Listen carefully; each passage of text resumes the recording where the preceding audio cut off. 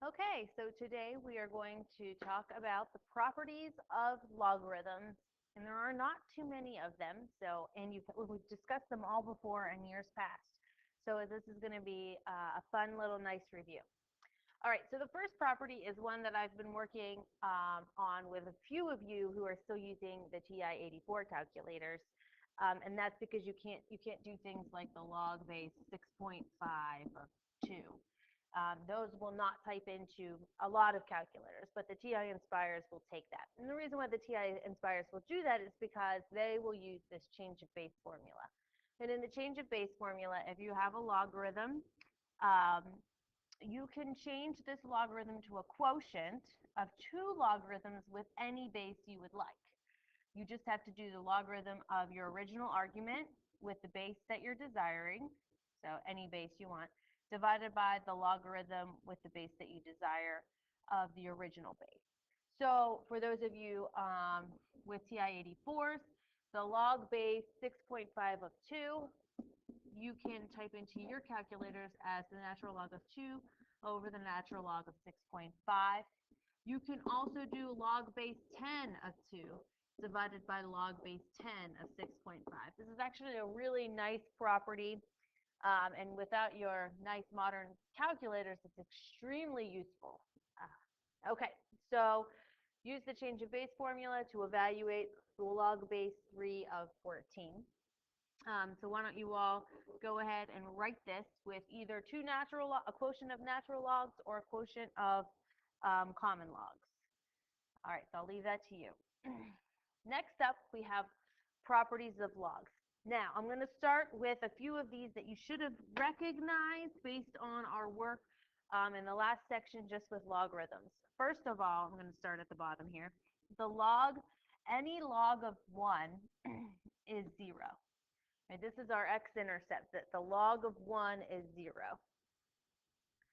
And then these next two, we also saw in the last section. If you have the same base in both a logarithm and an exponential, then you are doing reverse operations to your letter or to your number. And so those cancel, and you just get what you started with. Okay, so these are when you have the same base in a logarithm and an exponent that they cancel. Okay, so these are actually kind of the past things we've seen in the past. The new things are these first 3 log properties. And when I think of log properties, these are the only 3 that I think of. Okay, so your first one is a way of expanding a logarithm into more than one logarithm. And that might seem crazy, like why have more than one log if necessary, except that in calculus, we're going to use this trick a couple of times because it'll make some things easier to deal with. So the way that you turn a logarithm, the way that you deal with a logarithm of a product is you can turn it into 2 logarithms and a sum. So it's the log of x plus the log of y. So notice we went from 1 log to 2 logarithms. And it turns out in calculus, sometimes it's a lot easier to work with things that are added rather than things that are multiplied. So we would rather have an additional logarithm if we can get the sum. Now this second property here is the same property as the first one, but I've written it backwards because I like to make you think backwards too. So here I have 2 logs, right? Log base a of x minus log base a of y, 2 logs. I'm going to combine those into 1 log now. So I'm going to use 1 logarithm, log base a, and in order to do that, I have to cancel my subtraction and use a division. All right, so to get 1 logarithm, you have to do division instead of subtraction. And to get a subtraction, you have to do 2 logarithms. This final and third property is actually my first property, but applied many, many times. Because remember, an x to the y power, I'm going to do that over here. Remember that x to the y power just means that you have x times itself, y times. Right? You have y of these. You have x times itself, y times. And so I'm going to just use this first property, y times. And so I can make this the log of x plus the log of x plus the log of x plus the log of x, and then I would have y of them. So the answer is y log base a of x equals y times y times the log base a of x. And a lot of people just remember that you bring that exponent out into the front. This is one of the most useful properties ever, really. We use it a lot. Okay, and so now here's an example where we're going to use some properties. I have the natural log of 6, and I'm going to rewrite this because I only know the natural log of 2 and the natural log of 3. So it's like this pretend world in which I only know the natural log of 2 and the natural log of 3, and I want to know the natural log of 6. Now, people really do this. They memorize the logarithms. Well, Richard Feynman, how do you spell Feynman? Something like that. He's a famous physicist, and he would memorize logarithms. He was faster than a calculator when it came to logarithms. It was really funny. So he would memorize natural log of 2 and natural log of 3. So then when you asked him natural log of 6, he could do it really quickly because he knew the natural log of 2 and the natural log of 3. And log properties. So I can make a 6 from 2 and 3. 6 is simply 2 times 3. And then I use my log properties and expand the log of 2 times 3 into the natural log of 2 plus the natural log of 3.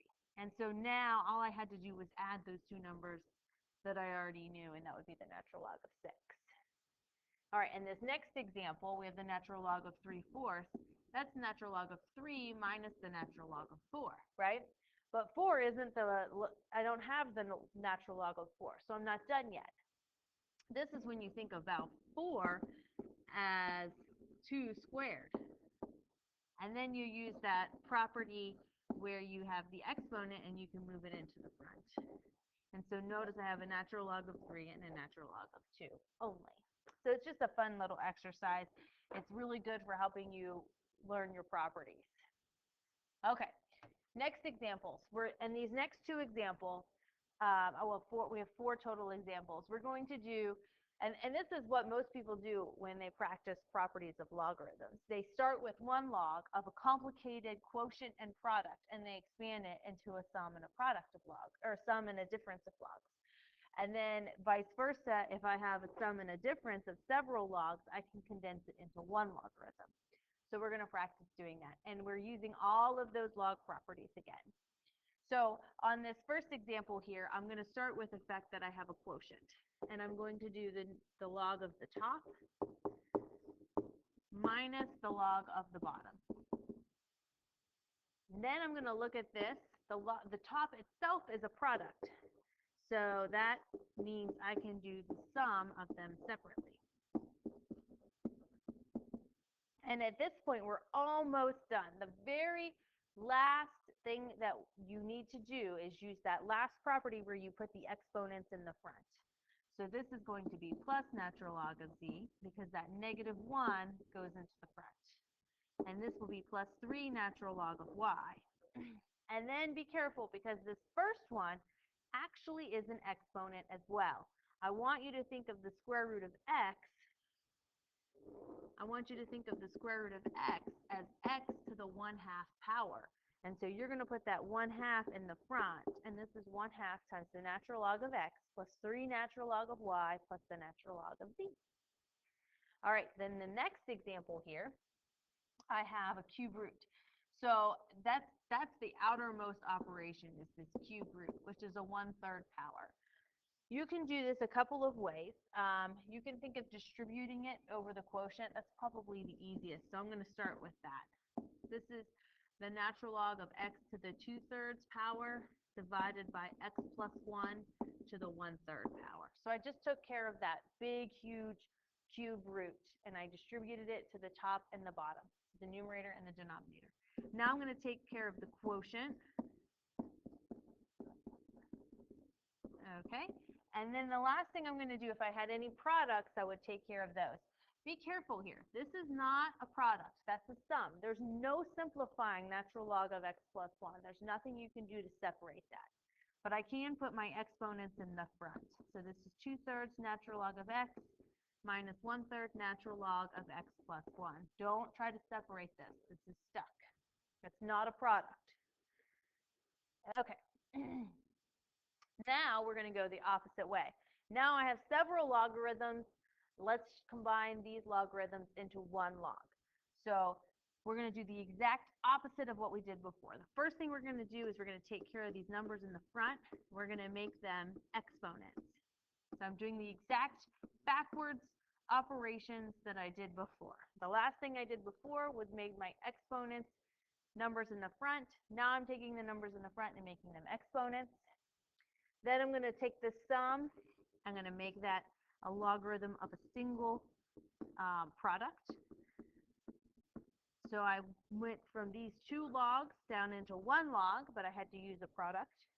And then the last thing is this last minus, that will be a quotient. And now I have one single logarithm. All right, let's do this next one. I think it's easiest to distribute this 2 first.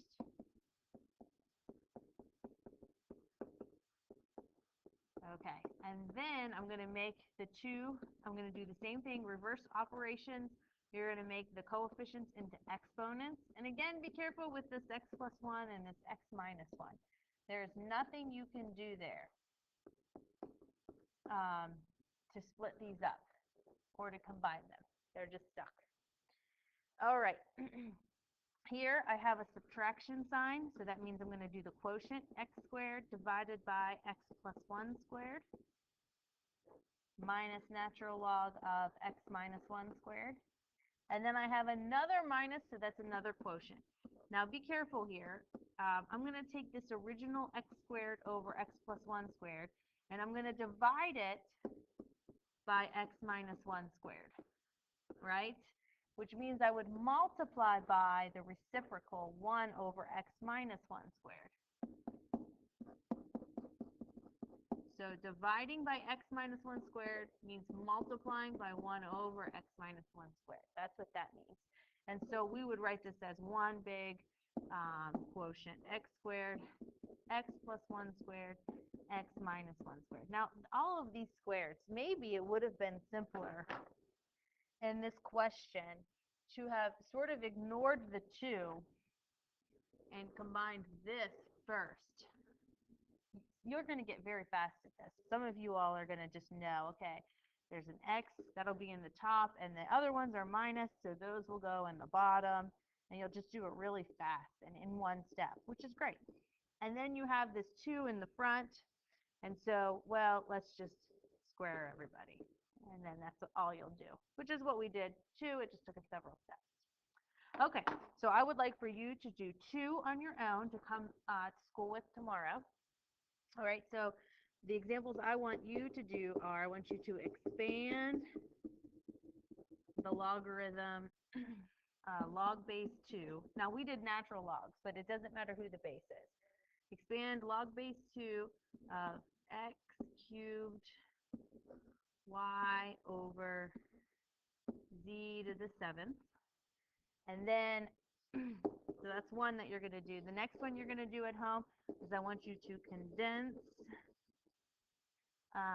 Let's do log base 4 of x minus 2 log base 4 of x plus 1 plus 1/3 log base 2 of y. Okay, so these 2 examples are for you to do on your own tonight to return to school with. Okay. These are the last examples. In these last examples, we're going to evaluate logarithms without a calculator, but it's not so obvious what the answer is until you use some properties first. Remember, with logarithms, the answer that you're looking for are exponents. So this question is 4 to what power is 2? Actually, I know that one. But then the next one is a little harder. 4 to what power is 32? And I know that one, but that was a little tricky. So before we just go ahead and try to figure those out and add them, let's use this log property that says I can condense this into one log base 4 so long as I multiply. So 2 times 34 is, 2 times 32 is 64. So now 4 to what power is 64? That's 3. 4 cubed is 64. And so that was a little faster and easier. Now on this one, let's think about this 250. This is saying log base 5 of 250 to the negative 1.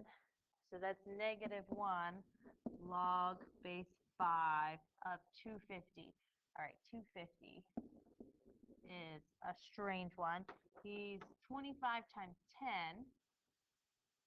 So let's go with that 25 times 10. This is going to be negative log base 5 of 25 times 10. So that'll be log base 5 of 25 plus log base 5 of 10. All right. And I know I can do log base 5 of 25 because that's 5 squared is 25. Let's do this 10. Let's make that 5 times 2, which would mean log base 5 of 5 plus log base 5 of 2. And log base 5 of 5 is 1.